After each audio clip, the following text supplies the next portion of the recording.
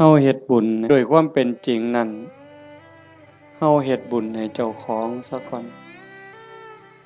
คันมันเป็นไปตามคำสอนพระพุทธเจ้าบุญเกิดขึ้นมีขึ้นตามเหตุผลถ้าเฮ็ดถูกต้องทำถูกต้องตามคำสอนพระพุทธองค์บุญมันเกิดขึ้นมีขึ้นเฮาก็จังสิสามารถอุทิศไปถึงญาติที่ล่วงลับแม้แต่บางเทื่อเฮาอุทิศไปแล้วญาติผู้ล่วงลับก็บ่แน่ใจว่าสิได้นำเฮาหรือบ่ง่ายปานใดเด้เบิ่งดีๆโยมชีวิตเนี่ยเป็นของอัศจรรย์ชีวิตเป็นของมีค่าแต่ว่าเวลาของชีวิตมันน้อยเฮาอยู่ในโลกนี่สัวคู่สัวยามโลกบ่แม่นของเฮาเด้คันเฮาบ่เข้าใจในคำสอนของพระพุทธเจ้าบ่พิจารณาตามความเป็นจริงเฮาก็สิพากันหลงละเริงหลงในยศในตำแหน่งในฐานะความเป็นอยู่ว่าเจ้าของคักว่าเจ้าของประเสริฐดีกว่าเขาคักกว่าเขาอันนี้คือความบ่ฮู้ดอกคนบ่ได้คิดว่าอยากเป็นแต่ว่ากิเลสตัณหาอวิชชามันตัวเฮาก็เลยหลงไปตามมันในเมื่อวันเวลาผ่านไปคือว่ามาว่างั้นล่ะความแก่ก็เพิ่มขึ้นความเฒ่าเพิ่มขึ้นโรคภัยไข้เจ็บก็ใกล้มื้อใกล้เว้นความตายก็ใกล้เข้ามาเฮามาอาศัยโลกสัวคู่สัวยามบ่แม่นบ่อยู่อันถาวรโลกเป็นหม่องมาเยี่ยมมาพักคันคนมีปัญญาก็สิรู้จักสร้างน้ำทำบุญเก็บเกี่ยวสัมภารธรรมเก็บกรรมบุญกุศลเพื่อนำพาดวงจิตดวงใจเจ้าของให้มันไปดีกว่าเก่าให้มันไปดีไปงามเพราะว่าถ้าตราบใดเฮายังบ่ทันถึงมรรคผลนิพพานการเวียนว่ายตายเกิดมีแน่นอนโยมจงมั่นใจเด้บาปมีจริงบุญมีจริงชาติหน้าชาติก่อนมีจริงนรกก็มีจริงสวรรค์มีจริงเฮ็ดดีก็ย่อมได้รับผลดีจริงเฮ็ดชั่วก็ย่อมได้รับผลชั่วจริงผู้ที่มีสัมมาทิฏฐิเบื้องต้นจังสี่ก็จังสิพยายามบ่ให้วันเวลาชีวิตผ่านไปโดยเปล่าประโยชน์พยายามสิเอากำไรให้มันเป็นชีวิตที่มีกำไรเฮามาเยี่ยมมายามมีวันเวลาที่อาศัยอยู่ในโลกนี้บ่โดนก็ถือเอาประโยชน์ให้ได้หลายที่สุดเพราะว่าเมื่อสิ้นลมหายใจปั๊บทุกอย่างคืนสู่ธรรมชาติบ่ได้หยังจากแนวนอกจากว่าโลกเป็นสถานที่ที่เฮามาเยี่ยมมาเยือนมาพักสัวข้าวในขณะเดียวกันชีวิตส่วนที่เป็นร่างกายเนี่ยก็บ่แม่นของเฮาอีกเป็นของยืมชีวิตเป็นของยืมเฮายืมมาจากธรรมชาติยืมจากดินจากน้ำจากลมจากไฟก่อกำเนิดเกิดมาเป็นร่างกายเมิดเวลาก็ต้องคืนให้เขาดินเอาคืนให้ดินน้ำคืนให้น้ำลมคืนให้ลมไฟคืนให้ไฟแต่ว่าชีวิตส่วนที่เป็นจิตใจจิตวิญญาณก็ต้องเดินทางต่อไปในวัฏสงสารไปไสล่ะบ่ฮู้ไปสู่อบายก็ได้นรกเปรตอสุรกายสัตว์เดรัจฉานผู้ที่สร้างบุญไว้บ่พอหรือว่ารักษาจิตไว้บ่ดีก็ย่อมลวงลงสู่อบาย แต่หากผู้ใดตั้งโตอยู่ในความบ่ประมาทคือญาติโยมทั้งหลายนี้เป็นผู้บ่ประมาทในความบ่เฒ่าบ่แก่บ่เจ็บบ่ไข้คิดว่ากูบ่ตายง่ายดอกเฮาบ่คิดบ่ประมาทในความบ่เฒ่าบ่แก่บ่เจ็บบ่ป่วยแล้วก็บ่ประมาทในวันเวลาของชีวิตมันสร้างบุญสร้างกุศลเชื่อว่าบุญกุศลนั้นเป็นที่พึ่งผู้ที่เดินทางสายศีลสายธรรมละบาปบำเพ็ญบุญมันคัดเกลาจิตใจขันมันต้องจากโลกนี้ไปต้องตายลงโอกาสสิไปสู่สุคติไปสู่สวรรค์ไปสู่พรหมมันก็มีสูงแม้นว่าสิกลับมาเกิดเป็นคนอีกถ้ามันบ่ทันถึงพระอริยเจ้าขั้นสูงสุดมันก็ต้องกลับมาในเมื่อดวงจิตดวงวิญญาณมันได้เก็บเกี่ยวเอาบุญกุศลเป็นสมบัติของดวงจิตไว้หลายพอสมควรหลังจากหมดเวลาบนสวรรค์บนพรหมกลับมาเกิดเป็นคนอีกเถื่อเป็นคนงามรูปร่างหน้าตาผิวพรรณฐานะความเป็นอยู่ก็ดีสติปัญญาเฉลียวฉลาดโรคภัยไข้เจ็บหน่อยอายุยืนอันนี้เป็นเรื่องของบุญบุญเป็นผู้จัดสรรเป็นผู้ดลบันดาลเป็นผู้กำกับบุญนั่นจึงเป็นที่เพิงเป็นมิตรสหายในทุกๆสถานทุกการทุกเวลาแต่ว่าบาปนั้นมันตรงกันข้ามเป็นสิ่งตามหลังตามพรานเป็นสิ่งที่ตามเผาล้นก่อให้เกิดความทุกข์ความเดือดร้อนคือผู้บ่ตั้งใจบ่เชื่อ สร้างบาปสร้างกรรมโดยกายวาจาใจความคิดก็บ่ถูกต้องคำเว้าก็บ่ถูกต้องการกระทำก็บ่ถูกต้องเฮ็ดอันใดก็หวังเอารัดเอาเปรียบผู้อื่นในชีวิตเป็นอยู่นี่ก็หาความสุขบ่พอมีความทุกข์อยู่เรื่อยมีความเดือดร้อนอยู่เรื่อยจากโลกนี้ไปก็ล่วงลงสู่อบายนรกเปรตอสุรกายสัตว์เดรัจฉานกลับมาเกิดเป็นคนอีกเถื่อทุกข์ลังเธอพิการตั้งแต่ในท้องตาบอดแน่หูหนวกแต่เกิดจังสิแข้งบ่ล่าขาบ่เกิงมือบ่ครบเป็นแนวใดโยมบ่าพิกลพิการทั้งร่างกายแล้วเกิดในตระกูลที่ยากจนขี้ร้ายพร้อมพิการพร้อมจนพร้อมโรคภัยไข้เจ็บหลายพ่อแต่แนวบ่ดีเดือดร้อนบ่จบบ่สิ้นอันนี้ก็คือบาปเป็นผู้กำกับบาปเป็นผู้แสดงเป็นผู้กำกับการแสดงแล้วก็ส่งผลก่อให้เกิดความทุกข์ความเดือดร้อนผู้บ่ประมาททั้งหลายก็จังพยายามขนขวายในการสร้างบุญแต่มาจังว่าอนุโมทนาสาธุกับญาติโยมโดยเฉพาะเจ้าภาพ จริงๆกับเจ้าภาพทุกคนเจ้าภาพทุกคนที่มาร่วมกันในมื้อนี้เฮาตั้งใจสิเฮ็ดบุญกุศลอุทิศไปถึงโยมพ่อใหญ่ตาโยมแม่ใหญ่พุทธอุทิศแปลว่าให้เฮ็ดบุญหวังสิส่งไปฮอดโยมแม่ใหญ่ตาโยมพ่อใหญ่พุทธบุญรัตน์อันนี้ก็คือเจตนาอันนี้คือความหวังตั้งใจของญาติโยมทุกคนแต่ว่ามันสิเป็นไปดังใจบ่อาตมาเว้าค้างไว้ตั้งแต่ตอนต้นๆลังเทื่อเฮาคิดจังหนึ่งคิดจากได้จังสี่แต่มันก็บ่แม่นคือใจเฮาคิดหมดคันคือใจเฮาคิดหมดเฮาก็คือสิเป็นเศรษฐีกันสู่คนบ่มีผู้ใดอยากทุกข์จากคนบ่มีผู้ใดอยากขี้ร้ายตั้งแต่เลขบ่ทันซื้อก็หวังว่าสิถูกอยู่บ่ต้องเว้าถึงซื้อแล้วเด้นี่อันนั้นคือความหวังถูกเลข3โตวก็บ่เอาสำเร็จผู้ลางคนนี่อยากถูกฮอดรางวัลที่1บุญซื้อลอตเตอรี่ครับแต่มันเป็นคือคิดบ่ล่ะตั้งแต่ของอยู่ในโลกนี่เห็นกันอยู่เว้ากันอยู่มันก็ยังบ่แม่น อันนี้สิเฮ็ดบุญให้ผู้ตายนี่ห้วย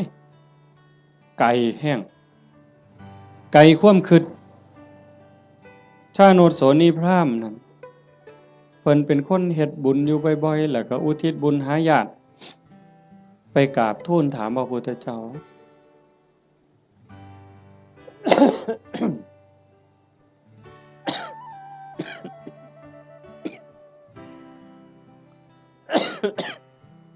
เพิ่นว่าเพิ่นเฮ็ดบุญดูๆเนี่ยอุทิศไปให้ญาติที่ล่วงลับไป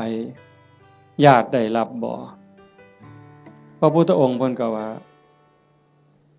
มันบ่แน่นอนดูก่อนพราหมณ์มันแล้วแต่ฐานะคำว่าแล้วแต่ฐานะคือผู้ที่จากไปนั่นเขาไปไส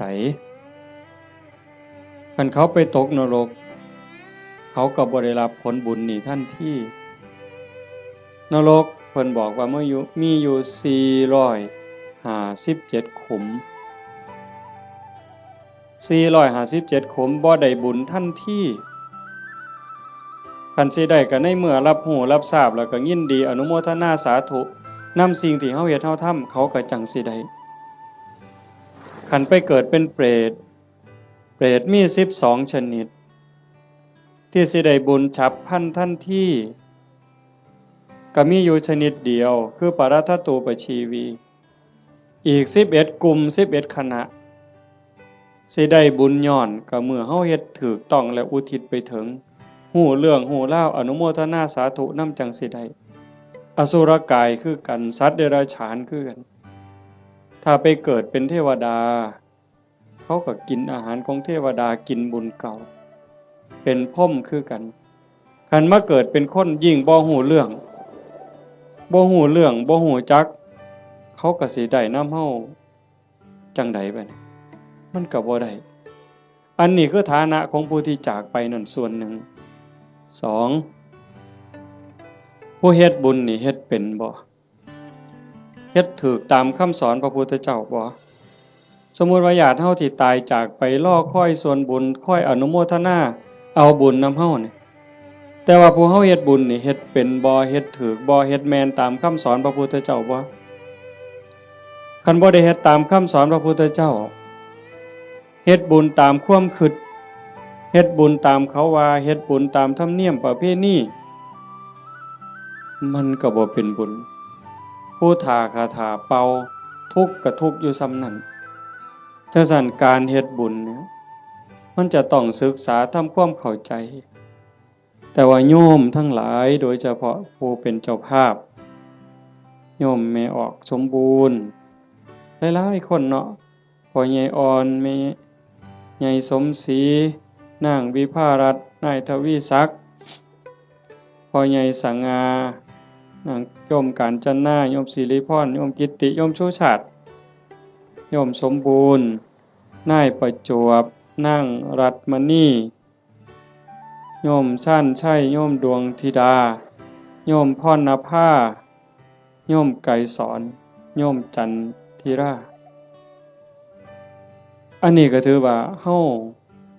เข้าใจพอสมควรคณะบ่เข้าใจในคำสอนพระพุทธเจ้าบ่ได้ฟังเรื่องบุญบ่ได้ยินเรื่องบุญจนเข้าใจแล้วเฮาก็จะเฮ็ดบุญจังซี่บ่ได้บ่เฮ็ดดอกต้องเฮ็ดอีกอย่างหนึ่งจังซั่นการเฮ็ดบุญมันเป็นการสร้างประโยชน์สูงสุดให้กับชีวิตตนเองในปัจจุบันแล้วก็หวังผลบุญนั่นให้เป็นสิ่งเพิงพาอาศัยได้ในปรโลกเบื้องหน้าเฮาก็จังเฮ็ดในส่วนที่เป็นบุญตามคำสอนพระพุทธเจ้าวางหนึ่งน่ะอาตมามานั่งฟังอยู่ในรถครูบาอาจารย์เพิ่นสิกลับวัดเพิ่นให้พรโยมมีบทหนึ่งตอนท้ายๆปุญญานิปรโลกัสสมิงปฏิฐาโหนติปานินังเพราะเหตุว่าบุญนั้นเป็นที่พึ่งของสัตว์ทั้งหลายในโลกหน้าพร้อมทั้งโลกต่อไปเพิ่นแปลว่าจังซี่ปุญญานิปรโลกัสสมิงปฏิฐาโหนติปานินังเพราะเหตุว่าบุญนั้นเป็นที่พึ่งของสัตว์ทั้งหลายในโลกหน้าพร้อมทั้งโลกต่อไป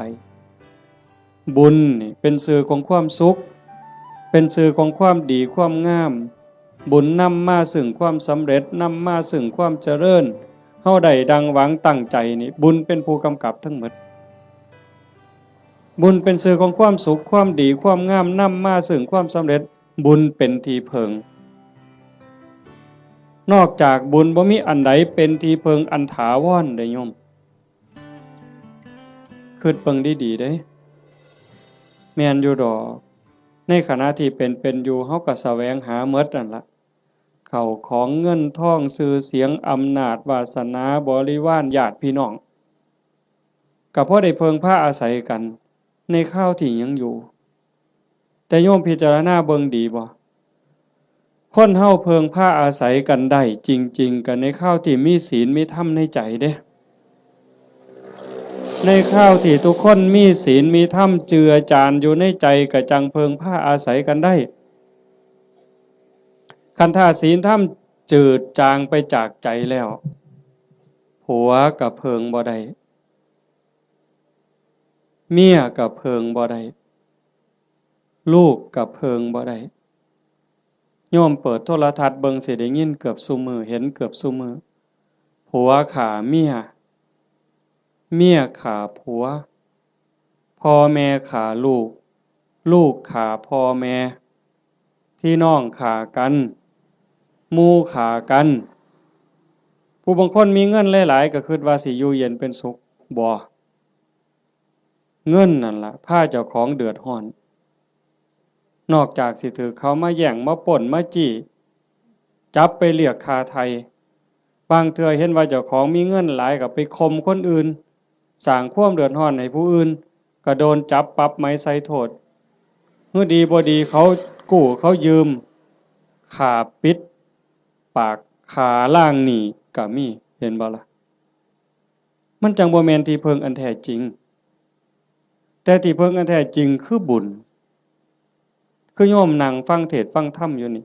เฮาได้เกิดมาเป็นคนเนี่ยคันบุญบ่หลายมันสิได้เป็นคนบ่เจ้าว่านกหนูปูปีกงัวควายสร้างม้าสัตว์เดรัจฉานทั้งหมดคันจะเว้าไปไล่ไปทั้งหมดตั้งแต่สัตว์นรกอเวจีจนถึงภวากพรหมบ่มีผู้ใดที่บ่เคยพ่อเป็นแม่เป็นพี่เป็นน้องอาตมาบ่ได้เว้าเอาเด้พระพุทธเจ้าเว้าเด้ในวัฏสงสารนี้ไม่มีใครเลยที่ไม่เคยเกิดเป็นพ่อเป็นแม่เป็นพี่เป็นน้องเป็นญาติร่วมสายโลหิตไม่มีใครเลยที่ไม่เคยเกิดเป็นสามีภรรยากันมาก่อนโยมอยู่นี่หลายๆคนเคยเป็นผัวเป็นเมียกับหนอนกับมดกับยุงที่มันมากัดเฮานี่นั่นคือวัฏสงสารเป็นหยังเขาต้องไปเป็นแบบนั้นนั่นคือบุญเขาบ่พอสร้างบาปสร้างกรรมเฮามีบุญหลายได้รักษาศีลหาไว้มีกุศลกรรมบท10พอสมควรจังทรงให้เฮาได้เกิดมาเป็นคนได้เกิดมาเป็นคนแล้วบ่คือกันเห็นบ่หน้าตาบ่คือฐานะบ่คือสติปัญญาบ่คืออุปนิสัยใจคอบ่คือกันคนเดียวกันโยมเคยสังเกตเบิ่งเจ้าของบ่ลางเทื่อหูสองข้างบ่คือกันเด้แต่ละคนตาสองข้างบ่คือกันเด้สังเกตเบิ่งเด้อหมู่พวกคนเฮาที่รู้จักกันตาสองข้างบ่คือกันลางเทื่อดังเนี่ยปีกจมูกเนี่ยบ่คือกันเด้นิ้วมือนิ้วตีนคนเดียวกันก็บ่คือกันมือข้างซ้ายเป็นจังหนึงข้างขวาเป็นจังหนึงเป็นหยังก็เป็นจังซั่นคันให้พระเจ้ามาออกแบบเอาคันว่าพระเจ้าเป็นผู้สร้างเนี่ยคันพระเจ้าเป็นผู้สร้างอาตมาว่าคนสิคือกันหลายเติบอยู่เด้เราสิขี้คร้านเฮ็ดแบบพิมพ์เนาะก็สิเฮ็ดพิมพ์มาคือรอพระพุทธรูปนี่เทเขามันก็สิคือกันหมดนะแต่มันบ่แม่นจังซั่นคนสิดีสิงามสิเฉลียวฉลาดสิโง่สิเป็นอะไรก็แล้วแต่ก็ขึ้นอยู่กับกรรมแปลว่าการกระท การกระทำของตนเองที่ถึงพร้อมโดยเจตนาบ่ว่าสิกระทำทั้งกายทั้งวาจาทั้งใจถ้าคิดดีทำดีเฮ็ดดีเนี่ยเป็นกรรมดีก็ต้องได้รับผลดีเฮ็ดบ่ดีทำบ่ดีเป็นกรรมบ่ดีก็ต้องได้รับผลบ่ดีในเมื่อมันเป็นจังซั่นพระพุทธเจ้าเพิ่นจึงบอกว่าบุญนั่นเป็นที่เพิงโยมทั้งหลายก็อยากได้บุญโยมไม่ออกผู้เป็นเจ้าภาพญาติโยมทุกคนมาร่วมฟังเทศน์ฟังธรรมมาร่วมบุญร่วมงานมาเพาะมาโม่นั่นก็คือเฮาอยากได้บุญแต่ว่าการเฮ็ดบุญนั่นเฮ็ดจังได๋มันจังสิได้หลายขึ้นกว่าเก่าปู่ย่าตายายเพิ่นบอกว่าเฮ็ดบุญกฐินมันได้บุญหลายโยมก็ตั้งอกตั้งใจอยากเฮ็ดบุญกฐินในชีวิตหนึ่งให้มันได้เป็นเจ้าภาพทอดกฐินมันสิได้บุญหลายอาตมาก็ว่าเป็นไปได้ถ้าเฮ็ดเป็นเด้ถ้าเฮ็ดบ่เป็นมันก็บ่เกิดบุญคำโบราณเพิ่นว่ามีกฐินบูดกฐินเน่ากฐินเศร้าหมองอีหยังเพิ่นว่าจังซั่นแต่คันเฮ็ดเป็นบัดมันก็งดงาม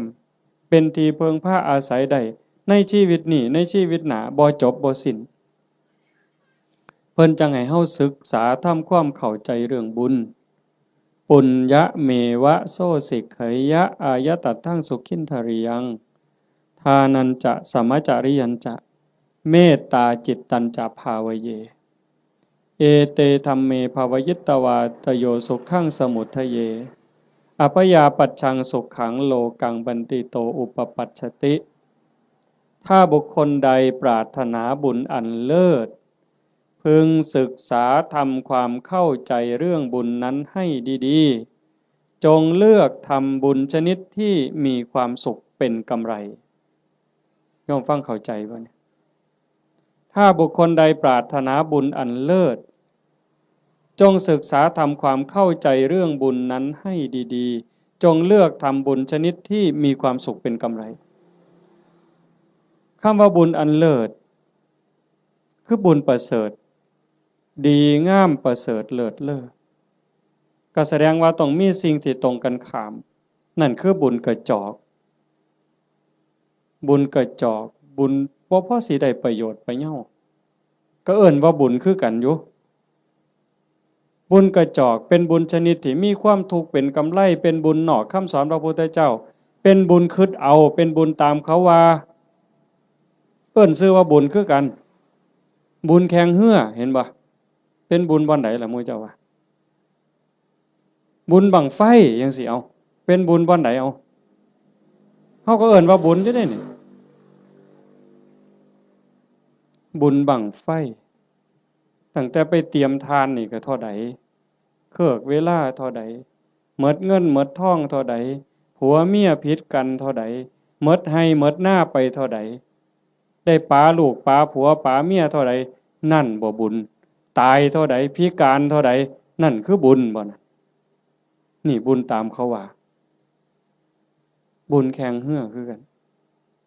นั่นคือบุญกระจอกอาจสิลงทุนเป็นล้านผู้ว่าราชการจังหวัดมาเป็นประธานเปิดพุ่นได้เฮ็ดบักอย่างใหญ่นี่นั่นคันระดับจังหวัดก็ยังแต่คักหลายกว่าเก่าดีบ่ดีก็ฆ่ากันตายในงานนั้นอันนั้นคือบุญกระจอกอาจสิลงทุนเป็นร้อยล้านพันล้านก็ได้แต่บ่แม่นที่เพิงบ่ได้เป็นสมบัติของจิตของใจหยังเลยบุญตามเขาว่าบุญตามประเพณีอีกอย่างหนึ่งขันบุญในบ้านในชุมชนจังซี่แต่อาตมาเป็นเด็กน้อยคือบวชมาใหม่ๆก็ยังได้มีซุมื้อก็ยังเหลืออยู่แต่ก็น้อยลงในบางจุดพอเฮาเว้าดูชี้แจงดูอย่างว่าบ่มีเหล้าบ่มียาบ่เป็นบุญดอกบ่ฆ่าหมูบ่ฆ่างัวบ่ฆ่าควายสู้กันกินนี่บ่เป็นบุญดอกบ่มีหมอร้องหมอลำบ่แม่นบุญดอกอันบุญจังซั่นเป็นบุญตามเขาว่าเป็นบุญกระจอกนอกพุทธศาสนาบุญชนิดนั้นมีความทุกข์เป็นกำไรมีความทุกข์เป็นกำไรมีความทุกข์เดือดร้อนตามมาบ่จบง่ายบ่สิ้นง่ายแถวตำบลดอนแลดเนี่ยอาตมาก็เชื่อว่าโยมเคยเห็นปีกายอาตมาเทศน์ทั้งฟังนั่นอันนั้นเฮงแต่หมดหลายอยู่ด้วยกอตอง หมอลำครูหมู่ฮ้อข้าวต้มมวยแม่นบ่มื้องานจังซี่นี่หมอลำ300,000ก็ว่าเอาบุญบักคักเด้อเอาก็ได้ไปก็แล้วแต่ว่าบุญที่พระพุทธเจ้าสอนมันเป็นบุญชนิดที่มีความสุขเป็นกำไรอาจสิบ่ต้องลงทุนพอสลึงก็ได้บัดมันมีหยังแหน่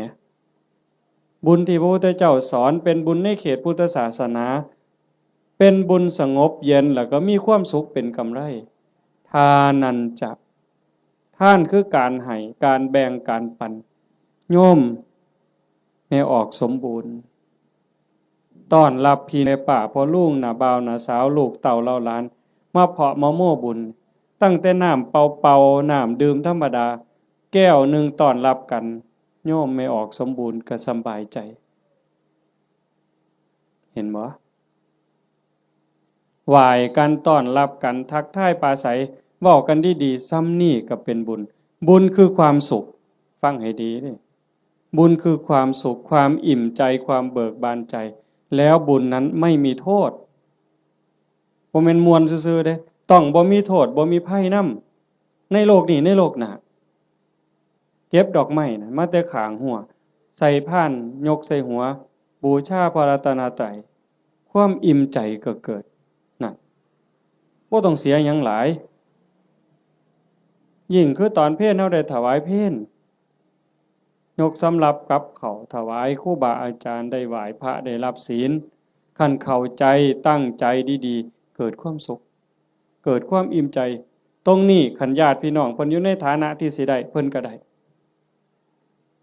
คันเฮาเฮ็ดถูกเฮ็ดแม่นนี่เพิ่นต้องได้คันเฮ็ดบ่ถูกบ่แม่นหมด100ล้านพันล้านก็บ่เป็นบุญบ่ได้นำจังว่าทานันจะทานคือการให้การแบ่งการปันตั้งแต่อามิสทานวัตถุทานข้าวน้ำสามปลาโภชนาอาหารปัจจัย4ทั้งหมดที่เฮาถวายกับหมู่สงฆ์ก็แล้วแต่อันนี้มันเกิดความสุขคันยิ่งธรรมทานให้ความรู้ให้ความเข้าใจที่ถูกต้องให้คำแนะนำที่เป็นประโยชน์ในการดำรงชีวิตที่เป็นศีลเป็นธรรมเป็นไปเพื่อความถูกต้องดีงามอันนั้นเป็นธรรมทานอานิสงส์ก็ยิ่งใหญ่กว่าเก่าบัดนี้คันเลยไปฮอดอภัยทานล่ะให้อภัยญาติโยมเคยเป็นอยู่บ่เฮาเครียดให้คนเครียดให้หมู่ก็ตามให้เอื้อยให้อ้ายก็ตามให้พี่ให้น้องก็ตามให้ลูกให้หลานคือให้ลูกไผลูกเขยเฮาเครียดเฮาขมกักไว้ในใจนี่มันทุกข์มันอุกมันอังแต่คันเฮารู้จักให้อภัยปั๊บอโหสิปั๊บมันก็คือกับบงหนองบงเสียนเคยตำมือตำตีนตำแข้งตำขาก็เอาซ้ำมือนี่ล่ะไปเสียนไม้ไผ่น้ำขอบเตียงขอบหยังมันเตรียมตำมือเข้ามานี่มันก็บ่พอล้มพอตายแต่มันนั่นเดียดเดียดเดียดอยู่เรื่อยบัดเฮาตัดสินใจบงออกเคลียเอาหนามนั่นออกเอาเสียนนั่นออกปั๊บโล่งการให้อภัยก็เป็นจังซั่นฝีจังซี่โยมเคยเป็นฝีบ่แต่ต่อมาเป็นเด็กน้อยฝีอยู่ก้นอยู่กับโพกโยมไม่ออกเพิ่นกี้บักเขียบแหงกับเปลือกบักงิ้วกี้จนมันใหม่ดำๆเอามาผสมกับปูนเขี้ยวหมากเอามาแปะมันดูดจูดจูดจูดปวดแต่มันคือยับออกปืดปืดปืดปืดบ่โดนหัวฝีหลุดปกออกมาเศร้าเจ็บเศร้าปวดทันทีนั่นคือท่านเด้นี่อามิสทานก็มีประโยชน์บ่น้อยอานิสงส์บ่น้อยอานิสงส์สิเป็นขันเป็นตอนขันเรามันสิยาวโพดเอาง่ายๆซ้ำพื้นฐานเนี่ยซ้ำสิเอาบุญเนาะโยมเนาะคือเมออกเมคั่วเนี่ยเฮ็ดอยู่เฮ็ดกินคือมาจังซี่ล่ะโจมปลาเขาพระน้ำสู้กันกินแล้วบัดกินแล้วสิเอาถ้วยเอาซ้ำไปล้าง คันแม่ครัวเข้าใจจักน้อยสิเอาบุญเนี่ยเศษอาหารนี่เคลียร์ลงขยะแล้วมีแต่คราบไขมันคราบน้ำแกงอีหยังต่างๆที่มันติดอยู่กับถ้วยกับจานแม่ครัวเอาน้ำเทใส่แล้วก็มือลูบในแก้วในถ้วยในจานนั่นแล้วก็คิดในใจก่อนสิเทน้ำลงดินโอ้ยน้ำเศษอาหารรสชาติอาหารติดอยู่กับน้ำนี่เทลงไปในดินให้สัตว์อาศัยในดินมันได้กินเด้อพวกขี้ไก่ดักไก่เดือนไก่มันได้กินกินแล้วไก่มันอยู่ดีมีแห้งสุขกายสุขใจเด้อแล้วเทลงไปปุ๊บซ้ำนั่นพระพุทธเจ้าว่าเป็นบุญที่นับประมาณไม่ได้แค่นี้เด้อโยมเพราะท่านได้เป็นหยังย้อนได้นี่เป็นบุญหลายจนนับประมาณบ่ได้ซ้ำเฮานับบ่ได้แล้วว่าฝนตกเนี่ยมันจักเม็ดแม่น้ำมูลแม่น้ำโขงแม่น้ำเจ้าพระยาคือน้ำในทะเลนี่เฮานับบ่ได้ว่ามันจักซ่อนจักแก้วจักขวดจักลิตรจักแองจักโองเฮาบ่สามารถจะนับได้เพียงแค่เฮาเทน้ำล้างถ้วยล้างจานลงในดินแต่เจตนาให้พวกเชื้อโรคพวกขี้ไก่เดือนให้มันได้กินซ้ำนี่ก็บุญมหาศาลพระพุทธเจ้าเพิ่นก็ยังไล่ขึ้นมาจากสัตว์เดรัจฉานร้อยเทื่อพันเทื่อก็บ่สู้ให้คนขี้เมาคนบ่มีศีลบ่มีธรรมตีหัวหมาด่าแม่คนคันให้พวกนี้เทื่อเดียวก็ได้หลายกว่าให้สัตว์เดรัจฉานร้อยเทื่อพันเทื่อให้คนบ่มีศีลบ่มีธรรมจังซั่นร้อยเทื่อพันเทื่อก็บ่ได้บุญหลายเท่าให้โยมผู้มีศีลหาเทื่อเดียวเพราะว่าคนมีศีลมีธรรมมันสิเฮ็ดโลกนี่สงบร่มเย็นแล้วก็เป็นประโยชน์นำกันอีกให้คนผู้มีศีลหาร้อยเทื่อพันเทื่อก็บ่ได้บุญหลายเท่าให้ผู้มีศีล8พ่อใหญ่แม่ใหญ่เฮาไปจำศีลอยู่วัดในมื้อวันพระวันศีลหรือมีงานปฏิบัติธรรมไปนุ่งขาวห่มขาวนั่นแหละเป็นเนื้อหน้าบุญผู้ศีลหาบริสุทธิ์ร้อยเทื่อพันเทื่อก็บ่ได้บุญหลายเท่าให้ผู้มีศีล8เทื่อเดียวให้ผู้มีศีล8ร้อยเทื่อพันเทื่อก็บ่ได้บุญหลายเท่ากับให้เน้นน้อยผู้เดียวได้บัดนี้เน้นน้อยศีล10เด้ให้เน้นน้อยศีล10ร้อยเทื่อพันเทื่อก็บ่ได้บุญหลายเท่ากับให้พระภิกษุศีล227เทื่อเดียวให้ผู้พระภิกษุเนี่ยศีล227ร้อยเทื่อพันเทื่อก็บ่เกิดบุญหลายเท่ากับให้นักบวชนอกศาสนาที่เขาฝึกฝนอบรมบ่มจิตบ่มใจจนคมราคะความรู้สึกระหว่างเพศขาดสะบั้นลงแล้วไล่ขึ้นมาอีกเป็นเก่าชั้น10ชั้นพุ่นบ่ไล่ดอกจนฮอดพระพุทธเจ้าจนฮอดสงฆ์ที่มีพระพุทธเจ้าเป็นประธานอานิสงส์ก็หลายขึ้นหลายขึ้นให้กับคณะสงฆ์ที่มีพระพุทธเจ้าเป็นประธานร้อยเทื่อพันเทื่อก็บ่ได้บุญหลายเท่ากับสร้างวิหารกันแดดกันฝนกันลมสร้างวิหารร้อยหลังพันหลังก็บ่ได้บุญหลายเท่ากับให้ธรรมะเห็นบ่บัดนี้ตัวนี้บ่เสียหยังแล้วเด้บัดนี้บ่สู้ให้ธรรมะเป็นทานให้ความรู้ให้ความเข้าใจอย่างว่าให้ธรรมะเป็นทานก็ได้บุญได้กุศลมาอยู่ได้บุญได้เกิดความร่ำรวยได้เกิดความงามความดีแต่ว่าบางเทื่อมันก็ยังแบกศาลานั่นกูก็สร้างกุฏินี่ก็สร้างโบสถ์ก็สร้างกฐินก็เฮ็ดซุปีคันบ่มีกูนี่บ่ว่าทีเดียวเลยบัดนี้เป็นจังได๋บัดดีบ่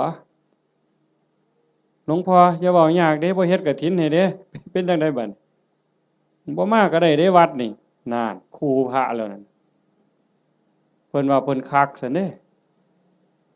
จังต้องมาที่อภัยทานรู้จักให้ธรรมะรู้จักให้อภัยคือจิตทำจิตให้ว่างทำจิตให้เป็นอิสระผลมันก็มีอานิสงส์ต่างกันหลายขึ้นสูงขึ้นอันนี้คือทานเด้อันที่1ทานันจะสมัจจริยันจะ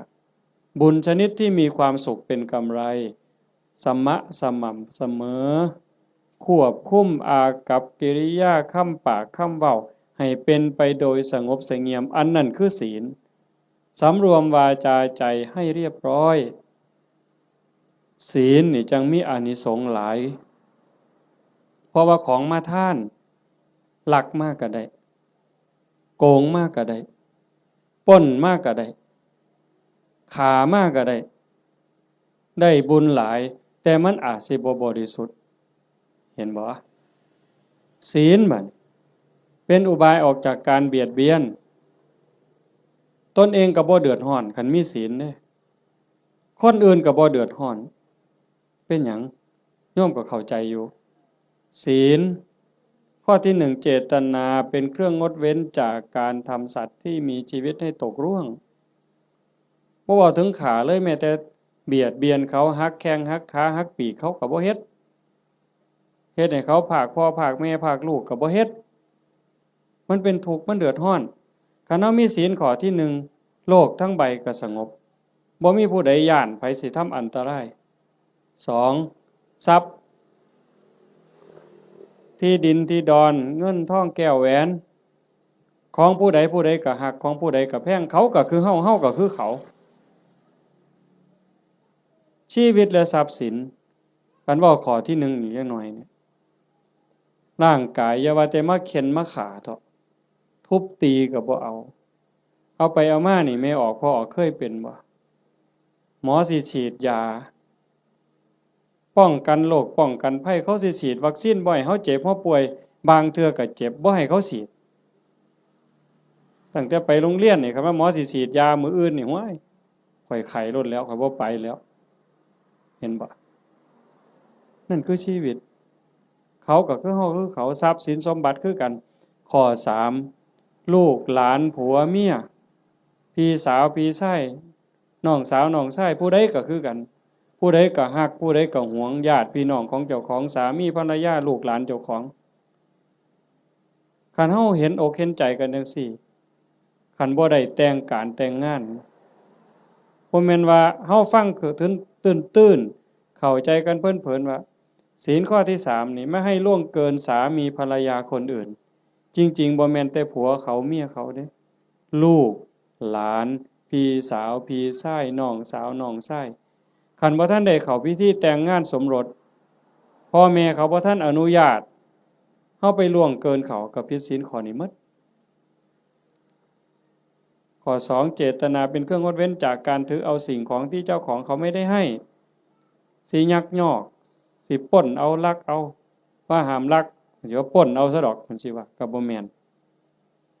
4เจตนาเป็นเครื่องงดเว้นจากการพูดเท็จเฮาก็บ่อยากให้ไผตัวเฮา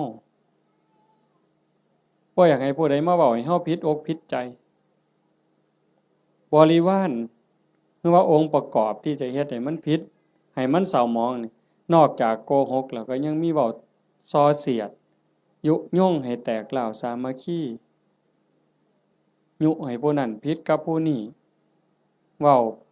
เพ้อเจ้อไร้สาระหาแก่นสารบ่ได้เว้าคำหยาบคำห้ายคำด่าที่ฟังแล้วเฮ็ดให้ทุกข์ใจเจ็บใจอันนี้ก็ต้องงดเว้นอันนี้เป็นศีลเนี่ยเจตนาเป็นเครื่องงดเว้นจากการดื่มเสพเครื่องดองของเมาเฮาก็สิคิดว่าแต่บ่กินเหล้าอย่างเดียวบ่ให้กินเหล้ายาม่าสูบได้บ่กัญชาเฮโรอีนได้บ่จริงๆเพิ่นมีทั้งสุราทั้งเมลัยทั้งของเมาต่างๆคันเฮาไปเสพไปสูบทั้งอมทั้งดมทั้งเคี้ยว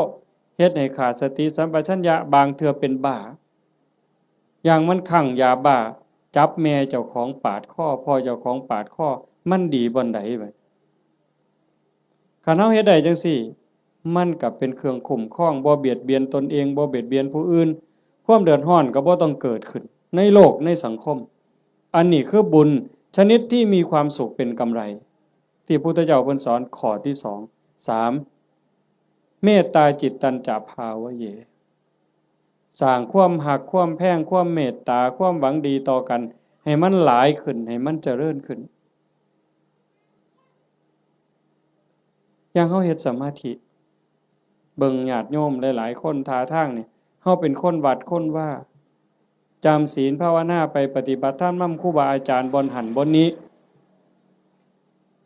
สังเกตเบิ่งบ่เวลาเฮาเดินจงกรมด้วยความตั้งใจล้อมสติในอารมณ์ปัจจุบันเวลามานั่งสมาธิก็มีสติที่ลมหายใจเข้าออกคัน10นาทีผ่านไป20นาทีผ่านไปคันฮอด30นาทีแห่งแต่สุดยอด คันเฮามีสติในอารมณ์ปัจจุบันลมหายใจเข้าก็ฮู้ลมหายใจออกก็ฮู้ลมสั้นก็ฮู้ลมยาวก็ฮู้ใจโยมสินิ่งใจนิ่งใจสบายกายเบาจิตเบาความรู้สึกที่เป็นสุขมันจะเกิดขึ้นสมองก็ปลอดโปร่งเบากายเบาใจความคิดอันดีอันงามเกิดขึ้นมาคันมันหลายไปกว่านั้นอีกสงสารคนรู้โตนคนบ่เว้าแต่ว่าคนที่ฮักกันแพงกันเด้แม้แต่คนเป็นครูกรรมครูเวรด่าเฮาคลั่งแกเฮาเบียดเบียนข่มเหงเ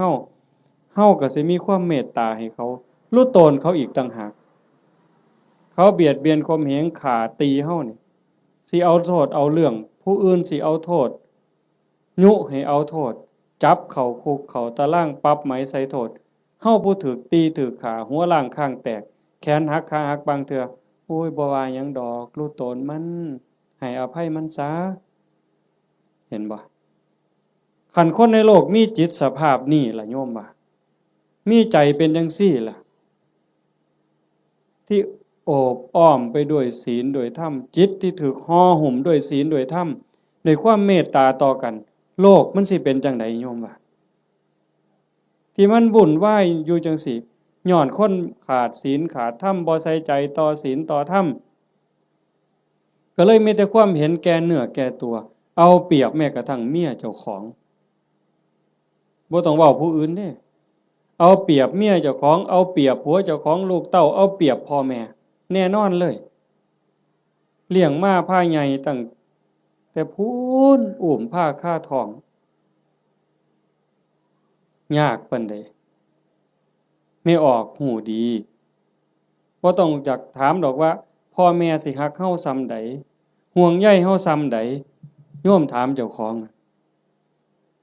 ฮักลูกแต่มื้อใดยายหึถามจักหน่อยนี่โยมฮักลูกแต่มื้อใดเกิดไสเกิดจากท้องหรือเกิดในท้องบ่ยายว่าเกิดออกจากท้องมาฮักเลยแต่อาตมาเห็นว่าผู้บางคนนี่ส่วนหลายฮักตั้งแต่ว่าลูกมีในท้องพุ่นว่าตั้งท้องแล้วฮักเลยลุกก็ระวังย่างก็ระวังกินก็ระวังนอนก็ระวังสิกินอันใดลงไปคันถ้าแม่นเจ้าของมักปานใดเคยกินเคยแซ่บแต่คันว่ามันสิเฮ็ดให้ลูกแสบลูกร้อนหยุดนั่นคือความฮักเด้ฮักตั้งแต่ว่าลูกอยู่ในท้อง9 เดือน10 เดือนคลอดมาก็เกือบล้มเกือบตายเชื่อว่าทุกคนนี่มือออกลูกนี่บ่มีผู้ใดม่วนปานใดดอกเทิงห้องเทิงไห้จมให้ผัวซ้ำผู้บางคนเครียดให้ลูกบ่สร้างลูกบ่ฮักตั้งแต่คาท้องบ่ฮู้ซ้ำว่าลูกในท้องนี่มันสิเป็นผู้หญิงหรือเป็นผู้ชายสิพิการบ่สมบูรณ์บ่สิขี้ร้ายหรือสิงามสิเกิดมาทำร้ายเจ้าของบ่สิเป็นคนดีหรือเป็นคนชั่วบ่เกี่ยวกันบ่สนใจเลยฮักอย่างเดียวบัดลูกเกิดมาแล้วเลี้ยงมาลำบากปานใดหมดข้าวจักเหล้าตัวสิใหญ่แต่ละคนหมดเสื้อผ้าจักผืนหมดเงินจักแสนแต่งการแต่งงานให้แล้วบ่เฮ็ดเฮือนเฮ็ดซ่านให้อีกแล้วบ่มีทางออกลูกมาก็มาให้แม่เลี้ยงพ่อเลี้ยงคือเก่าพูดไปหาซื้อขนมกินอยู่กรุงเทพเอาหลานมาให้ยายเลี้ยงแทนที่สิได้ลงวัดลงว่าจังหันจังเพี้ยนบ่ฆ่าหลานยายบางคนก็พะโล้เด้เอาแต่หลานมาอ้างยากแทนที่สิได้เข้าวัดเข้าว่าเตรียมตัวตายเอาบุญให้หลายๆบ่เอาหลานมาอ้างขี้คร้านไปวัดเงินเดือน500ก็ซื้อขนมจนเกลี้ยงบ่ได้ว่าเลี้ยงหลานใหญ่แล้วก็สิไข่ดอกเพิ่นหลานใหญ่มันละออกเลนมาอีกตายเจ้าเสร็จอีกคือเก่าไปบ่รอดเพิ่นว่าเฮ็ดจังได๋บัดนี้สิมาวัดตอนมาอยู่ข้างกำแพงบ่เมื่อเลยมาเทื่อเดียวอยู่เลยเด้อบัดนี้บ่แม่นแนวซั่นบ่เห็นบ่คั คันเฮาได้พิจารณาอีหลีอีหลอนี่จากทานมาสู่ศีลมาสู่ภาวนาความเมตตาหวังดีต่อกันมันสิเกิดจริงๆการสร้างบุญการเฮ็ดบุญมันมีรายละเอียดหลายโยมตั้งแต่การให้ทานซื่อๆเนี่ยทานอย่างเดียวนี่น้ำขวดเดียวข้าวปั้นเดียวผักเส้นเดียวก็ตามบุญต่างกันอยู่ที่เจตนาคันให้ด้วยความศรัทธาเชื่อในคำสอนของพระพุทธเจ้าบาปมีบุญมีชาติหน้าชาติก่อนมีเชื่อมั่นใจจังซั่นเนี่ยเวลาผลบุญมันออกมาออกผลเฮาสิเป็นคนรวยพร้อมงามพร้อมปัจจุบันก็จิตใจร่ำรวยบุญกิริยามารยาทก็งดงามงามภายนอกงามภายในงามภายในทรงไปสู่ภายนอกเกิดชาติใหม่พบใหม่งามพร้อมรวยพร้อมนี่ค่ะในท่านโดยศรัทธาแปลว่าเชื่อใจหมั่นใจไว้ใจว่างใจ2ให้ท่านด้วยความเคารพในวัตถุท่านเคารพในผู้รับท่านจะมาเว้าข้างไปตอนต้นมันแล้วแต่ฐานะที่ชาโนโสนิพามถามพระพุทธเจ้ามันแล้วแต่ฐานะมันมีหลายระบบอีกหลายเหลี่ยมอีกผู้รับท่านน่ะมีศีลมีธรรมบ่อย่างคือทอดกฐินนี่ครูบาอาจารย์เพิ่นมีศีลมีธรรมได้ฝึกฝนได้อบรมมื้ออื่นเวลาพ่อใหญ่พาไปกาวกฐินฮือย่ายผู้เป็นเจ้าภาพอุ้มผ้ากฐินถวายเนี่ยมื้อนั้นอาตมาไปเห็นอยู่วัดหนึ่งเพิ่นนิมนต์ไปรับนำเพิ่นเขียนคำถวายให้เจ้าภาพนี่อุ้มผ้าไตรจีวรตั้งนะโมแล้วก็พาหมู่ว่าอิมังพันเตกฐินะจีวรทุตสังอาตมาก็เหลียวเบิ่งหน้าเจ้าภาพก็คิดเบิ่งใจเจ้าภาพคิดเบิ่งใจญาติโยมอีกหลายๆคนโยมว่าเป็นตาอ่อนซ่อนบ่ในชีวิตหนึ่งเฮาได้อุ้มผ้าไตรจีวรกล่าวถวายสังฆทานถวายผ้ากฐินว่าเป็นบุญใหญ่เป็นบุญสุดยอดมันสิเป็นความภูมิใจสิเป็นบุญปานใดโยมว่าคิดเบิ่งเด้อยายชีวิตหนึ่งนี่เฮาให้ได้เฮ็ดคันบ่ได้เฮ็ดกองใหญ่เป็นเรื่องเป็นราวคือเพิ่นกลับไปห่วมเพิ่นเฮ็ดได้อันนี้คือสิ่งที่ได้เด้บุญเนี่ยติดตามไปในโลกนี้โลกหน้าหน้าที่ไผได้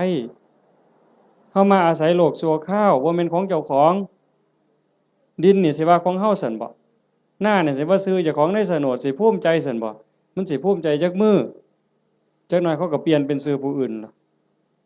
เฮ้ยอยู่ในทะเบียนบ้านมันจะสิสถานะเจ้าบ้านนี่ชื่อขึ้นก้อนหมู่นั่นสถานะเจ้าบ้านน่ะจะร้องตายมึงติพอ24ชั่วโมงยังเขามาทับตาแดงใส่ปรับหล่นตายว่าซั่นว่าเจ้าบ้านเจ้าบ่ต้องไปไสเด้อเจ้าอยู่หั่นเด้คันแม่นเจ้าบ้านอีหลีนั่นต้องเป็นเจ้าของอยู่ตลอดมันบ่แม่นหน้าก็บ่ได้สวนก็บ่ได้รถก็บ่ได้บ่ได้หยังจักอย่างแนวใดคือบุญนี่แนวใดเพิ่นจังว่าต้องทำความเข้าใจอีหยังให้มันหลายๆทานก็เฮาให้ด้วยความศรัทธาให้ด้วยความเคารพในผู้รับทานครูบาอาจารย์เป็นผู้มีศีลมีธรรมผู้รับทานเป็นหมู่สงฆ์เฮาถวายข้าวสงฆ์เจ้าของเองก็เป็นผู้บริสุทธิ์ย้อนหยังสะอาดย้อนหยังย้อนศีลก่อนสิทำบุญให้ทานถวายต่างๆเพิ่นจังให้เฮาสามารถทานศีลนั่นคือชำระความเศร้าหมองในใจคันเฮาไปฆ่าสัตว์มามันก็เศร้าไปลักเขามาก็เศร้าไปนอกอกนอกใจสามีไปล่วงเกินผู้อื่นมามันก็เศร้าหมองเอาน้ำมาอาบหมดน้ำทะเลมันก็บ่สะอาดใจบ่สะอาดดอกไปตั๋วเข้ามาไปดื่มเสพเครื่องดองของเมามาสิใช้ผงซักฟอกอันใดสบู่อันใดล้างออกมันก็บ่สะอาดแต่ขันสมาทานศีลปั๊บปานาติปาตาทินากาเมมุสาสุราปั๊บพระสงฆ์เพิ่นสรุปศีลให้ปั๊บสำบายใจล้างความหม่นหมองความเศร้าหมองในใจนั่นออกมานั่นเป็นผู้บริสุทธิ์นี่เด้มันสิเกิดพละอานิสงส์หลายๆมันแล้วแต่ฐานะสิเกิดบุญจังได๋นี่1ผู้ให้บริสุทธิ์2วัตถุที่มาทำบุญก็บริสุทธิ์3ผู้รับก็บริสุทธิ์ผ้ากฐินมาทอดกฐินนี่ มันสิบริสุทธิ์บ่เป็นกฐินเน่ากฐินบูดกฐินเศร้าหมองบ่ผ้านั่นบ่ได้ลักไผมาบ่ได้ยืมไผมาเป็นของที่เกิดด้วยหยาดเหงื่อแรงงานด้วยความบริสุทธิ์ผ้าเก่าก็ได้ยายผ้าเก่าก็ได้กางเก่ากางใหม่ก็ได้ผ้าใหม่ก็ได้ผ้าบางสุกุลก็ได้ไปเก็บมาแต่กองขยะพุ่นก็เป็นกฐินได้ไปเก็บมาจากกองขยะสีกได้เธอค่ะท่อนละซ้ำฝ่ามือทำศอกซ้ำแขนมาหยิบต่อกันเฮ็ดผ้าสบงได้ผืนหนึ่งเก่าๆก็ได้แต่ว่าเป็นกรรมสิทธิ์โดยชอบธรรมโดยความถูกธรรมนั่นคือวัตถุท่านที่บริสุทธิ์บุญกุศลมหาศาลแล้วก็ประกอบกับเจตนาอีก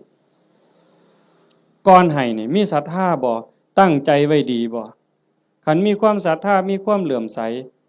ของนั้นแม้นมันสิน้อยสิราคาหลายปานใดพักเครื่องเส้นแต่ก่อนให้มีความศรัทธามีความตั้งใจสักกจังทานังเทติให้ท่านด้วยความเคารพด้วยความศรัทธาเนี่ยของนั้นมันสิมีค่ามีราคาหน่อยเฮาตั้งอกตั้งใจถวายพระพุทธเจ้าว่าบุญบ่น้อยของได้มาด้วยความชอบธรรมได้มาแล้วโดยธรรมเป็นของบริสุทธิ์ก่อนให้ก็มีศรัทธามีความเหลื่อมใสในขณะที่ยิบยื่นให้ทรงให้ยกประเคนก็ภูมิใจดีใจให้ไปแล้วหลังให้ก็มีความปีติยินดีคิดพ่อย่ามใดก็สุขใจอิ่มใจภูมิใจจนน้ำตาลังน้ำตาไหลบุญจะเกิดอันนี้คือฐานะที่เฮ็ดให้บุญมันมีพลัง3ให้ท่านตามการกฐินนี่ก็ประยุกต์เข้ามาในหันเพราะว่าวัดหนึ่งรับได้เทื่อเดียวในรอบปีเดือนเดียวเท่านั้นคันมือร้อยกระทงไปแล้วสิมีเงินแบ่งพันนี่เต็มปะล่ำนี่ก็ทอดกฐินบ่ได้หมดโอกาสเห็นบ่มันถือการถือเวลาคันผู้ใดให้ท่านตามการตามเวลาเพิ่นบอกว่าเมื่อบุญมันออกหมากออกผลเต็มที่แล้วตกทุกข์ได้ยากลำบากลำบนบ่อนใดอยู่ไสก็ตามสิมีคนซอยเหลือแม่นเว้ากันบ่ฮู้เรื่องก็สิมีคนซอยคันบ่มีผู้ซอยอยู่บ่อยู่ก็ถูกเลขบ่อยากถูกก็ถูกเฮาสิได้ยินอยู่เรื่อยพวกถูกลอตเตอรี่ถูกแจ็คพอตบางเทื่อก็แม่ค้าขายผักบางเทื่อก็3ล้อบางเทื่อก็คนกวาดถนนพวกเรานี่บ่ได้ซื้อประจำดอกกวาดถนนไปเข็นผักไปรู้ตนเห็นคนตาบอดเห็นคนพิการที่มาขายลอตเตอรี่เฮามีใจรู้ตนนี่คนทุกข์นี่จะรู้ตนกันบางเทื่อก็บ่อยากได้บ่อยากซื้อแต่ว่าเพราะอยากอุดหนุนเขาหยิบให้แน่บ่เบิ่งฮอดตัวเลขซื้อมาแล้วก็ใส่กระเป๋าไว้บ่หัวซ่าเลขออกไว้แล้ว2 มื้อ3 มื้อจังมาคิดพ้อตรวจเบิ่งก่อนหน้านั่งว่างๆตรวจเบิ่งถูกซ้ำนี่เป็นผลบุญจากการให้ท่านตามการตามสมัยคือกฐินจังซี่อันนึงคนตกรถตกเรือบ่มีค่ารถจังซี่ลูกกำพร้าคนด้อยโอกาสจังซี่คนถูกไฟไหม้บ้านน้ำท่วมหน้าหนาวบ่มีเสื้อผ้าห่มเฮาซอยเหลือในข้าวที่คนอื่นเดือดร้อนนี่มันเป็นการละท่านผลบุญเกิดเฮาสิได้มีคนซอยเหลือท่านการท่านเวลาการให้ท่านโดยจิตโดยความเคารพที่ว่ามาวังหันข้อที่2ขามมานิดนึงเคารพในผู้รับทานเคารพในวัตถุทานผลบุญเกิดสิได้ลูกดีผัวดีเมียดีข้าทาสบริวารสิเป็นคนซื่อสัตย์ไว้ใจได้วางใจได้มีอานิสงส์หมดเด้4กฐินนี่ก็เข้ามาในนี่อีกทานด้วยจิตหวังอนุเคราะห์ตามธรรมดางานกฐินมันสิเป็นเรื่องของพระเรื่องกฐินเป็นเรื่องของพระบ่เกี่ยวกับโยมออกพรรษามามื้อวันแฮม1ค่ำเดือน11จนฮอดวันเพ็ญเดือน12ระยะเวลา1เดือนนี่ภาษาธรรมเพิ่นสิเอิ้นว่าจีวรการ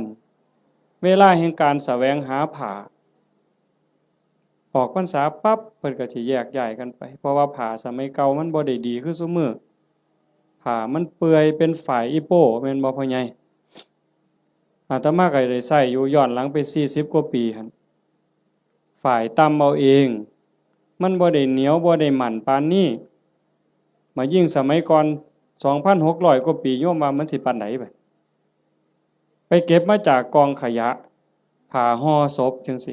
ผ้าเปื้อนประจำเดือนไม่ออกก็ไปถิ่มจังสิ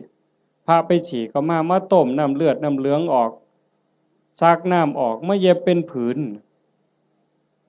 แต่บัดมื้อนี้ย่ายผู้เป็นเจ้าภาพพร้อมลูกพร้อมหลานเขียนหนังสือว่าสั่นก็ถือพานดอกไม้ไปกราบหลวงพ่อเจ้าอาวาสหลวงปู่หลวงตาครูบาอาจารย์บ่ต้องลำบากเด้อบ่ต้องกังวลเด้อเรื่องกฐินปีนี้ข้าน้อยสิพาลูกพาหลานพาพี่พาน้องเฮ็ดถวายดอกเด้อให้ครูบาอาจารย์สบายใจได้ศึกษาธรรมะปฏิบัติธรรมะมาบอกมาสอนพวกผู้ค้านี่คือการให้ท่านด้วยจิตหวังอนุเคราะห์นั่งเมื่อให้ท่านด้วยจิตหวังอนุเคราะห์จังสี่ผลบุญมันเกิดในเมื่อผลบุญเกิดขึ้นมาปั๊บเพิ่นบอกว่าเฮาสิได้ใส่ได้สอยแต่สิ่งดีสิ่งงามของเหลือเลือกเขาก็เป็นของดีเขาเลือกไปหมดแล้วเหลือไว้อันเดียวเฮาเอามาใส่ก็สิเป็นของดีมีคุณภาพมีความคงทนอันนี้บุญได้เป็นผู้เอาให้บ่มีพระเจ้าทั้งใดโดนบันดาลบ่มีพระพรหมทั้งใดลิขิตแต่ว่าผลบุญผลกรรมของแต่ละคนที่ตนเองสร้างตนเองเฮ็ดมันสิส่งผลเองนี่ให้ท่านโดยจิตหวังอนุเคราะห์กฐินก็ในหันจังว่ามันเป็นบุญหลายให้ท่านโดยการบ่เบียดเบียนตนเองบ่เบียดเบียนผู้อื่นก็คือในงานนี่บ่เห็นเหล้าเฮาบ่เบียดเบียนเขาโดยเอาเหล้ามาเกลือเขามันดีซั่นบ่คันด้วยความเข้าใจด้วยความมักก็สิว่ามันดีแต่เว้าด้วยความเป็นจริงโยมก็คิดเบิ่งบัดคันว่ามันดีเลี้ยงเหล้ามันดีนี่ลูกเฮาน้อยๆเอาเหล้ากอกมันเบิ่ง